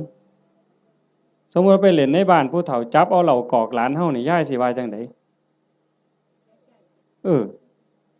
ยามผัวเมาเหล้านี่สำบายใจบ่ไปนั่งกินอยู่นั่นก็เคิกเวลาเฮ็ดหน้าแล้วอันนั้นบ่ทันเมาได้แต่นั่งกินอยู่นั่นก็บ่แห้งแล้วเธอเมาล้มป่องงองนอนคาบหญ้ามาเลียปากอยู่หั่นบัดลูกก็อยากอายคนเมียก็อยากอายคนเคิกเวียกไปอีกเป็นมื้อดีบ่ดีทะเลาะวิวาทตีกันหัวล้างข้างแตกขึ้นโรงขึ้นศาลอีกหวยแขนหักขาขาดพิกลพิการลูกกำพร้าเต็มบ้านเต็มเมืองนี่ย้อนเหล้ายังสิว่าดีอยู่อำเภอรัตนะนี่บ่ปานใดดอกเนาะไก่สุรินทร์จักหน่อยคนสุรินทร์ไม่กินสุรายังว่าหมาสุรินทร์เสยอยู่เว้ยแต่ว่าสมือมันเปลี่ยนแล้วเนาะไปอยู่ศรีสะเกษแทนแล้วบัดนี้อันนั้นก็บ่ยอมแพ้คือกันในทั้งนั้นก็ได้แต่ว่าเฮานี่มันพัฒนามาแล้วโยมเห็นบ่มันบ่ดีเฮาก็จังทำบุญโดยการบ่เบียดเบียนคันเฮาทำบุญด้วยการไม่เบียดเบียนนี่พระพุทธเจ้าเพิ่นบอกว่าเมื่ออานิสงส์เกิดผลบุญมันทรงเต็มที่เฮามีดินมีดอนมีไหมีหน้าเฮือนซ่านบ้านซองทรัพย์สินสมบัติโจรลักบ่ได้ไฟบ่ไหม้ของเฮาลมบ่พัดของเฮาให้เสียหายเห็นบ่เพิ่นจะว่าเฮ็ดบุญกฐินมันได้บุญหลายมันก็แม่นกันเฮ็ดเป็นบ่เป็นก็จอดคือกันลงทุนเป็นแสนเป็นล้านก็ลองเบิ่งที่ล่ะกันเฮ็ดแบบว่าน่ะ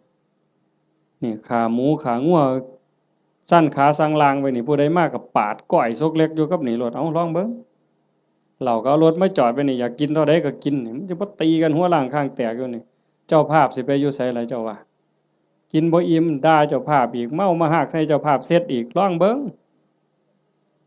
เป็นบุญบ่ใดบัดนี้บ่มีแต่ว่าคันแนวนี้แม่ป้าพ่อลุงแม่ใหญ่จักมาแต่ไสนี่มานั่งฟังเทศน์ฟังธรรมนำกันด้วยความสงบงามอันนี้มันเกิดบุญมื้อนี้จะเว้าเรื่องกฐินจักนิดนึงแต่ว่ามันจะได้บุญหลายแนวใดเขาเบิ่งเอาแต่ซ้ำสายตาเฮาเห็นคันเป็นบุญอย่างอื่นบุญแจกข้าวบุญอัฏฐาซื่อๆโยมก็บ่เฮ็ดคักปานนี้อันนี้เตรียมการโดนเป็นแห้มเดือนแห้มปี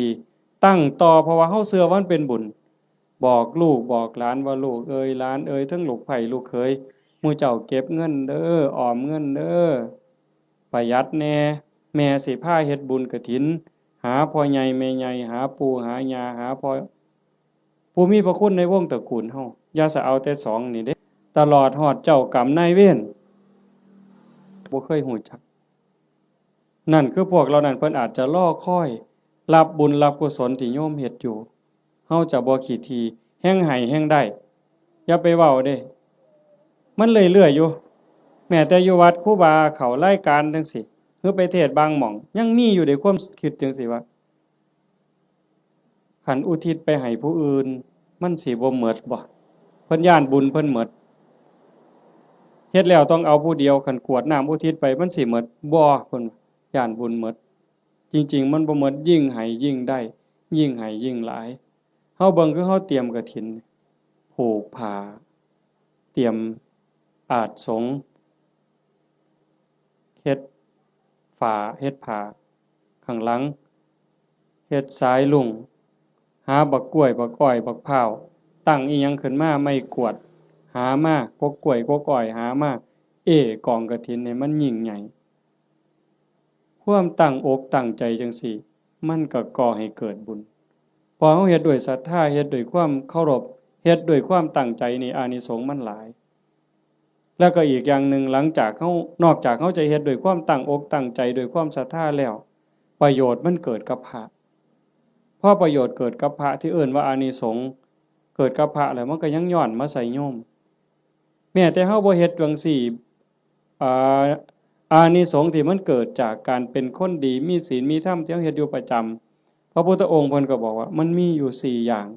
อันนั้นคือสากลสิใส่บาตรหน้าบ้านหน้าเรือนซอยเหลืองานสาธารณะจังซี่งานวัดงานโรงเรียนงานตำรวจงานอนามัยเฮาไปซอยด้วยความตั้งใจด้วยความจริงใจ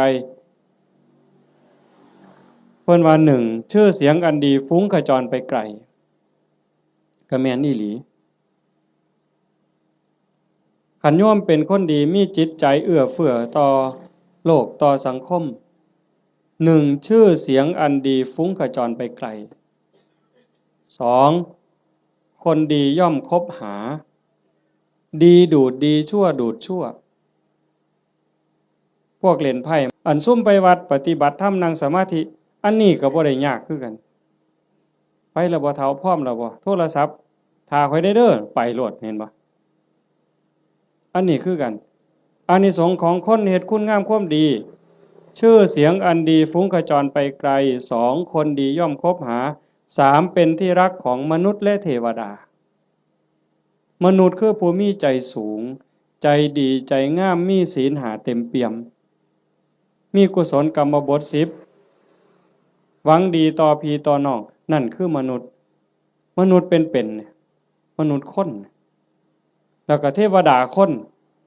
มีหิริมีโอตตัปปะนอกจากมีศีลแล้วมีธรรมแล้วก็ยังอายซัวกลัวบาปเข้ามากำกับในใจอีกนั่นเป็นมนุษย์เทโวเทวดาคนยังเป็นนี่แหละแล้วเทวดาที่เฮาบ่เห็นโตเพิ่นก็ย่อมคุ้มครองรักษาคนเฮ็ดบุญคนสร้างบุญเป็นหยังเพราะว่าคนดีคนเฮ็ดบุญคนสร้างบุญนี่เขาสร้างบุญเทวดาก็สาธุเทวดามาทอดกฐินบ่ได้ดอกโยมเชื่อบ่ เทวดามาทอดกฐินบ่ได้เทวดาสิมายกผ้าเขาถวายพระบ่ได้เฮ็ดจังได๋ล่ะก็สาธุล่ะเห็นหมู่เฮาเฮ็ดมื้ออื่นนี่เพิ่นก็สาธุนั่งฟังเทศน์นี่เพิ่นก็สิสาธุนำเฮาเนี่ยเพิ่นก็ได้นำเฮาเพิ่นจังว่าเป็นที่รักของมนุษย์และเทวดาเพิ่นฮักเพิ่นคุ้มครองเพิ่นรักษาเพราะว่าเพิ่นได้บุญนำ4เวลาสิตายก็ไม่หลงลืมสติตายจำเป็นแต่เด้คันคนสร้างดีสร้างงามสร้างบุญอยู่บ่อยๆจิตใจมันสิกอดเกี่ยวพันอยู่กับบุญกับกุศลจิตบ่เศร้าหมองจิตบ่กังวลจิตบ่เป็นทุกข์มันก็ย่อมไปสู่สุคติไม่หลงลืมสติตายแต่คันคนไปลักเขาแน่ไปฆ่าเขาแน่ตั้งแต่นอนมันก็สะดุ้งเคยเห็นบ่ล่ะเคยเป็นบ่เจ้าไปเฮ็ดแนวบ่ถูกต้องบ่ดีบ่งามมานอนก็สะดุ้งอย่าสะเว้าแต่บัดสิตายเด้นี่นอนบ่เป็นหลับเป็นตื่นพวกไปลักเขาไปปล้นเขาไปฆ่าเขามานี่โอ้มันสิสะดุ้งแม้กระทั่งการอยู่การกินคันแม้แต่สิกินข้าวทั้งเทื่อก็สงสัยมันสิวางยากูบ่น้อพู้นเด้ มันสิหาความสุขได้บ่ใดบ่นี่เจ้าว่าคันคบกับคนบ่ดีอยู่ในสังคมจังซั่นแม้แต่สิกินน้ำแม้แต่สิกินข้าวก็เกิดความระแวงมันจังหาความสุขที่แท้จริงบ่ได้คันบัดล้มป่วยล้มหมอนนอนเสือใกล้สิตายบัดบาปกรรมต่างๆไปฆ่าเขาไปตีเขาไปลักเขาไปปล้นเขาเถียงพ่อเถียงแม่เฮ็ดให้พ่อแม่ทุกข์อกทุกข์ใจมาหลอกมาหลอนจิตเศร้าหมองปั๊บตายในขณะที่จิตเศร้าหมองก็ทวนเลยคำว่าทวนนี่ตรงข้ามกับดองเด้ทวนนี่ตกลงทั้งต่ำแต่ดองนี่ขึ้นทั้งสูงเด้เห็นหลวงปู่ผายดอกว่าอยู่วัดปีกายเนี่ยอาตมาก็เว้าเรื่องนี้ทวนได้ปู่ผมบ่ทวนดอกอาจารย์ผมสิดองเนี่ยเห็นบ่ไม่หลงลืมสติตายหาเมื่อจากโลกนี้ไปจะไปอุบัติยังสุคติมีสวรรค์เป็นต้นนี่คนเฮ็ดบุญสิเดินสายนี้มื้อนี้กฐินน่ะกฐินเฮาทอดกฐินปั๊บพระก็สิได้หาเนี่ยเวลาในการแสวงหาผ้าจากฮอดวันเพ็ญเดือน12สิยืดไปฮอดเดือน4เพ็งนี่คือเวลายืดไปอีก4เดือน2พระสิเก็บผ้าไว้ได้ตามต้องการปกติพระสิมีผ้าแค่3ผืนเพิ่นเอิ้นว่าผ้าไตรเฮาก็เว้าอยู่ซุมื้อละผ้าไตรบางบ้านก็ผ้าไตรบางบ้านก็ผ้าไกแล้วแต่สิว่านี่คือบ่ฮู้จักจริงๆผ้าไตรไตรนี่แปลว่า3ผ้า3ผืนสบง1จีวร1สังฆาติ1นี่คือผ้าอธิษฐานคันมีเกินนั่นเอาผ้าจีวรหามาได้อีกผืนนึงเอาไว้เสยนี่คันครบ10มื้อบ่สละให้เณรบ่สละให้พระภิกษุรูปใดรูปหนึ่งบ่สละให้สงฆ์เป็นนิสสักขิยปาจิตตีผ้าผืนนั้นใส่บ่ได้ไปแตะไปต้องไปสู้นไปใส่บาปทุกเที่ยวเป็นบาปเป็นโทษเป็นอาบัติเมื่อโยมทอดกฐินแล้วอย่าว่าแต่4ผืนเลยเอาไว้เต็มเฮือนนี่ก็บ่เป็นหยังเอาไว้เต็มเดินวัดก็บ่ผิดนี่คืออานิสงส์ที่พระได้เก็บผ้าไว้ได้ตามต้องการ3เมื่อจากอาวาสสิไปไสก็ตามไม่จำเป็นต้องเอาผ้าไปครบสำรับบางหันว่ามีเกิน3บ่ได้มื้อนี้ขาด3บ่ได้บัดนี้ข้อที่3เพิ่นเอิ้นว่าปราศจากจีวรสมมุติว่ามันบ่ทันได้ออกพรรษาบ่ทันได้รับอานิสงส์พรรษาอานิสงส์กฐินอาตมาอยู่วัดเคยมันเป็นวัดป่าเนาะกุฏิอยู่ไกลๆจังซี่ยามมื้อแลงนุ่งผ้าสบงสงน้ำมาตากไว้อยู่กุฏิบัดยามมื้อเช้ามาทำวัดอยู่ศาลามาอยู่พี่อยู่ศาลาจนแจ้งผ้าสบงผืนนั้นไปใส่อีกบ่ได้มันเป็นผ้าขาดราตรีเพิ่นเอิ้นว่าเป็นนิสสักขิยปาจิตตีผ้าสบงผืนนั้นต้องสละให้สามเณรต้องสละให้พระรูปหนึ่งหรือสละให้สงฆ์คันบ่สละไปแตะไปใส่ไปจับไปต้องขึ้นมาปั๊บต้องนิสสักขิยปาจิตตีเป็นบาปทุกเที่ยวโยมแต่ในเมื่อโยมทอดกฐินแล้วปั๊บได้รับอานิสงส์อย่าสว่าแต่อยู่ในวัดเอาผ้าอานิสงส์ที่โยมทอดกฐินมันคุ้มครอง4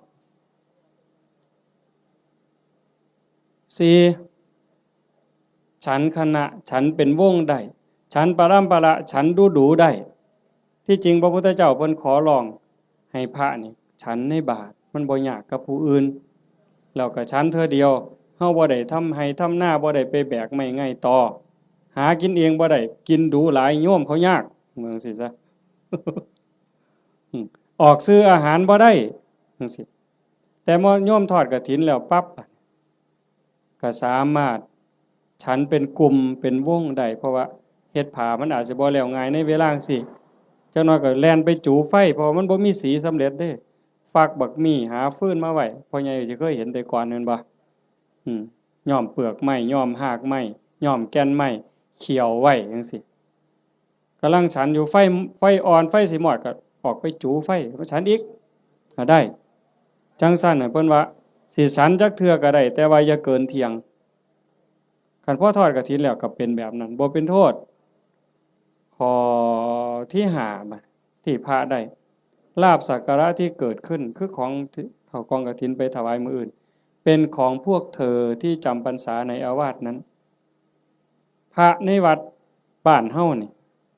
วัดอีหยังบ้านวัดค่ำศรีบ่วัดค่ำศรีบ้านบึง พระที่จำพรรษายังวัดค่ำศรีบ้านบึงเป็นผู้ได้รับของทั้งหมดเนี่ยเจ้าคณะจังหวัดสุรินทร์มันร่วมนำหรือสิสมเด็จสังฆราชมาร่วมรับกฐินนำมื้ออื่นก็บ่ได้ดอกโอ้ข่อยเป็นสังฆราชเด้อผ้าพื้นนี่ข่อยสิเอาดอกถูกใจแท้ๆบ่ได้เด้โยมบ่ได้นอกจากพระวัดเฮาสิตกลงปรงใจถวายจังสิได้เป็นของภิกษุที่อยู่ในวัดเราโยมได้หาขอจำได้เหรอตัวพระได้หาขอไหม1เวลายืดไปหอดเดือน4แม่นบ่2เก็บผ้าไว้ได้ตามต้องการ3ไปปราศจากจีวรก็ได้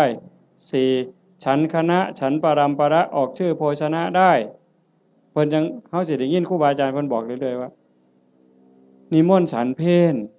นิมนต์ฉันจังหันบ่แม่นอาจารย์นิมนต์ฉันตำบักหุ่งบ่ได้อาจารย์นิมนต์ฉันต้มปลาอันนี้ก็บ่แม่นนิมนต์ฉันข้าวอันนี้ก็บ่แม่นคันรับกฐินแล้วก็ได้อยู่จังซี่นะ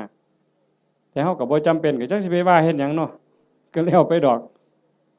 บัดนี้โยมได้หยังมา1อายุยืนผู้ทอดกฐินผู้ร่วมไปอนุโมทนากฐินสิได้ประโยชน์คืออานิสงส์1อายุยืนชาตินี้อาจจะท่านบ่ท่านก็บ่แน่บาปเก่ากรรมเก่าที่เฮ็ดไว้มันอาจกำลังส่งผลอยู่คันบุญเก่าบ่แห้งพอมันก็ต้องไปตามนั้นแต่คันเฮาเฮ็ดด้วยความตั้งใจชาติต่อไปพบต่อไปผลบุญมันตามทรงนี่1อายุยืนทั้งตัวเลข80ปี90ปี100กว่าปีแข็งแรงบ่แม่นนอนอยู่ในห้อง ICU ว่าอายุหลายปานใด100ปีโอ้ก็บ่พอใจดอกแนวนั้นเนาะนอนในห้อง ICU ให้อาหารทั้งสายยางหันใจเองก็บ่ได้ก็จักสิยืนไปหยังล่ะเว้ยแต่ก็บ่แม่นแต่ตัวเลขซ้ำนั้นผมก็ยืนผมบ่งอกง่ายบ่โลนง่ายจังซี่นะแขวก็ยืนบ่ขูบ่ลนบ่โยกบ่ค้อนนี่ตาก็ยืน70ปี80ปีห้อยก้นเข็มปั๊บแง่ปั๊บดึงจักโลดนั่นคือบุญเด้น่ะคันผู้บุญบ่หลายบัดนี้หวายใส่แว่นสายตาตั้งแต่อยู่ประถมพี่อย่าสว่าแต่เข็มเย็บผ้าเลยเข็มเย็บกระสอบนี่ก็จ้อยหูล้มแข้งนี่ก็แง่บ่ถึกอยู่ นั่นคือบุญบ่พร้อมโยมการทอดกฐินแล้วมันสิได้บัดนี้ตาสิดีแต่ชาติต่อไปเด้คันมีของเก่าก็เอาชาตินี้ลดแล้วหูดีบัดนี้หูก็ยืนแขวก็ยืนตาก็ยืนผิวพรรณก็ยืนบ่คือกันเด้ผู้บางคน40ปีนี่เฒ่าเพราะปานหยังแต่ผู้บางคน50 60 70นี่ผิวพรรณยังสดใสอยู่สีดำสีขาวก็ตามดอกแต่ว่าบ่เหี่ยวบ่ย่นหลายนั่นมันเป็นบุญทั้งหมดน่ะโยม1อายุยืนย้อนหยังยืนย้อนโยมถวายกฐินแล้วพระสามารถบ่เป็นโทษทางพระวินัยได้รับอานิสงส์ยืดไปฮอดเดือน4นี่คือมันตอบกันทันที3 2แม่เว้ย2โยมสิรวยย้อนหยังย้อนโยมทอดกฐินแล้วพระสามารถเก็บผ้าไว้ได้ตามต้องการโยมก็สิเป็นผู้ร่ำรวยด้วยโภคทรัพย์แก้วแหวนเงินทองเอียงต่างๆอย่างเว้ามาหั่นแหละ3โยมมีทรัพย์สินสมบัติขึ้นมาแล้วโจรลักบ่ได้ไฟบ่ไหม้ลมบ่พัดพระราชาบ่ยึดเขาเป็นของหลวงเป็นหยังย้อนโยมทอดกฐินแล้วพระเพิ่นสามารถไปปราศจากจีวรเอาผ้าไปบ่ครบก็ได้พระวินัยบ่ผิดบ่พลาดตรงนั้นคุ้มครองทั้งโทษพระวินัยให้ก็เลยเกิดมาคุ้มครองทรัพย์โยมอานิสงส์มันว่าคุ้มครองตรงนี้โยมถวายกฐินแล้วพระรับผ้าไว้ได้ตามต้องการก็เฮ็ดให้โยมรวย4โยมทอดกฐินปั๊บพระฉันเป็นวงได้ฉันปรัมประออกสื่อโภชนาได้โยมสิได้รับอานิสงส์บ่ต้องศาสตราบ่ต้องอาวุธบ่กินของแสลงบ่ต้องยาพิษแม้กระทั่งเขาเจ้าว่างยาใส่ยาเฮาก็สิปลอดภัยพุ่นเด้บ่ผิดกระบูนเป็นโรคภัยเจ็บไข้ได้ป่วยสิบ่เป็นกินของแสลงบ่ผิดโรค จากอาหารการกินเหล่านั้นอันนี้คืออานิสงส์จากการได้ทอดกฐินข้อที่ 4ข้อที่ 5คันเฮาเกิดมาเป็นผู้หญิงชาติต่อไปพบต่อไปสิงามหน้าตาดีผิวพรรณดีสุยิ่งข้อที่ 5นี่อานิสงส์ข้อที่ 5สิงามคันเกิดเป็นผู้ชายชาติใดชาติหนึ่งคันได้เกิดพร้อมพระพุทธเจ้าสมัยที่มีพระพุทธเจ้ายังทรงมีพระชนมายุอยู่สิได้ฟังธรรมต่อเบื้องพระพักตร์ฟังเทศน์ที่พระพุทธเจ้าเทศน์ให้ฟังแล้วสิได้บรรลุธรรมแล้วขอบวชพระพุทธเจ้าบวชให้พระพุทธเจ้าเป็นอุปัชฌาย์คันบอกภาษาเฮาเอหิภิกขุอุปสัมปทานั่นคืออานิสงส์จากการทอดกฐินมันบ่น้อยเด้โยมจังซั่นจังพากันตั้งอกตั้งใจเด้อลูกเต้าเล่าหลานก็ตามเด็กเล็กเด็กน้อยก็ตามโยมไม่ออกผู้เป็นเจ้าภาพหลักตุ่มพี่ตุ่มน้องถือว่าเป็นประมุขเป็นประธานเป็นหัวหน้าเทวดาให้เฮ็ดใจให้ม่วนๆบ่ได้เฮ็ดดูปานใดดอกปีนี้อาตมาก็จะเฮ็ดอยู่หาใจเจ้าของนี่จากนี้ไปให้มันงามๆไผสิว่าจังได๋ก็สร้างสิเกิดอิหยังขึ้นก็ให้ใจเฮาสงบให้ใจเฮางามเพื่อมันสิเป็นแรงเกื้อหนุนส่งจิตวิญญาณเฮาให้ไปที่ดีที่งามไปสู่ที่ชอบที่สุขตินอกจากนั้นเฮาก็มีความหมายหมั่นปั้นมือว่าสิอุทิศบุญกุศลให้บุคคลผู้มีพระคุณเป็นพ่อเป็นแม่ปู่ย่าตายายผู้มีพระคุณทั้งหลายที่เฮาฮักเฮาแพงตลอดถึงเจ้ากรรมนายเวรที่ว่าไปว่าหั่นว่าได้เฉพาะปรัตถโตปชีวีอันนั้นคือได้ทันทีแต่นอกจากนั้นสิเป็นสัตว์นรกก็ตามเป็นเปรต11จางนั่นชนิดนั้นก็ตามอสุรกายสัตว์เดรัจฉานเทวดาอินทร์พรหมคันเพิ่นได้เห็นการกระทำที่งดงามคือโยมเฮ็ด1 ชั่วโมงที่ล่องลอยมาพบมาพ้อมาเห็นอดบ่ได้ย่อมอ่อนซ่อนย่อมอนุโมทนาเพิ่นสิได้นำเฮาตอนเพิ่นอนุโมทนายินดีนำอ่อนซ่อนนำอันนี้นักปราชญ์ก็ยกย่องบัณฑิตก็สรรเสริญแม่นพระพุทธเจ้ามาพบมาพ้อเฮานั่งฟังเทศน์สมโพธิกองกฐินอยู่จังซี่พระองค์ก็ย่อมอนุโมทนาสาธุจังซั่นจังว่าบุญตรงนี้เกิดแน่ๆเกิดหลายซ้ำเด้บ่แม่นแต่อาตมาเว้าโยมได้ไหว้พระโยมได้ถวายทานโยมได้สมาทานศีลได้ฟังพระเพิ่นสวดมัตติกาสักบงสุคุณเฮาได้ฟังเทศน์ฟังธรรมด้วยความเคารพอันนี้คือกิริยาอาการที่เป็นบุญปุญญกิริยากุศลกิริยามันกลายเป็นบุญเป็นกุศลให้โยมเฮ็ดไปเรื่อยๆจนกว่าสิบ่มีลมหายใจบ่อิ่มบ่เต็มบ่เพียงบ่พอง่ายอย่าว่าพอแล้วล่ะอย่าว่าพระพุทธเจ้าตรัสรู้เป็นพระสัมมาสัมพุทธเจ้าแล้วมีมื้อใดที่พระพุทธเจ้าบ่เฮ็ดบุญบ่เป็นแบบเป็นอย่างบ่สอนธรรมแม้กระทั่งลมหายใจสุดท้ายพระองค์ก็ยังได้ตรัสสังขารทั้งหลายมีความเสื่อมไปเป็นธรรมดาเธอทั้งหลายจงตั้งตนในความไม่ประมาทประโยชน์ตนก็อย่าประมาทประโยชน์คนอื่นก็อย่าประมาทประโยชน์ทั้งสองฝ่ายก็อย่าประมาทให้รีบสร้างรีบทำเห็นบ่เฮาก็คือกันโยมท่านก็เฮ็ดศีลก็รักษาภาวนาก็ภาคเพียรอ่อนน้อมถ่อมตนต่อผู้หลักต่อผู้ใหญ่ผู้เฒ่าผู้แก่พระสงฆ์องค์เน้นซอยขนขวายในกิจที่ชอบอันใดที่เป็นประโยชน์ออกเหงื่อออกแห้งซอยกันเฮ็ดช่วยขนขวายในกิจที่ชอบฟังธรรมแสดงธรรมอนุโมทนาบุญอุทิศส่วนบุญ